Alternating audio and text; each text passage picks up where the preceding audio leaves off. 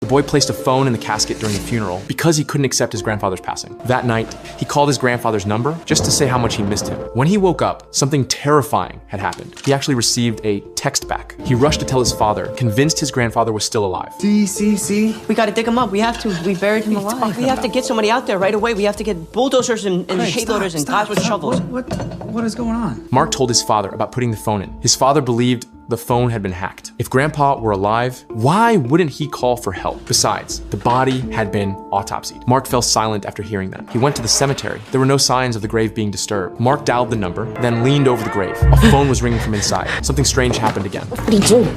Get off me. I know it was you who knocked on me. What's it mean? I didn't want to hurt you. What? He called his grandfather and talked about being bullied. The next day, Mark got the news the school bully had died. He remembered what his grandfather once told him. When you cross their path, you will dispatch them with haste, these enemies, and feel not one iota of guilt for having done so. An investigation found the bully's death was an accident, but the creepy part was his arms and legs were crossed when he died, just like how Mark looked when he was being beaten. This made Mark even more suspicious, that his grandfather was taking revenge for him. So that night, Mark called his grandfather again. Strangely, even after several days, the phone still connected. Mark spoke into the phone. If the school bully was really killed by Grandpa, knock on the wall 3 times. He sat on his bed, nervous and tense. Suddenly,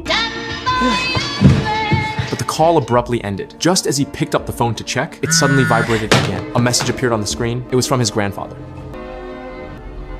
He went out and bought a new phone and called his grandfather's number again. This time, it finally showed unreachable. He put the old phone away in his closet. 3 years passed. Mark never touched that phone again until he heard terrible news. His teacher had died in a car crash. The driver didn't have a license, but he was wealthy and powerful and ended up getting away with it. Mark couldn't accept the outcome. He dug out the phone and called his grandfather once more. There's a man named Dean Whitmore who killed a teacher of mine from high school. I want him dead. News of the driver's death made the headlines. He had committed suicide in the most bizarre way. He drank shampoo before breakfast, then cut off half a bar of soap and shoved it down his throat, choking to death. Mark returned to his grandfather's mansion. There was a mysterious room. Grandpa had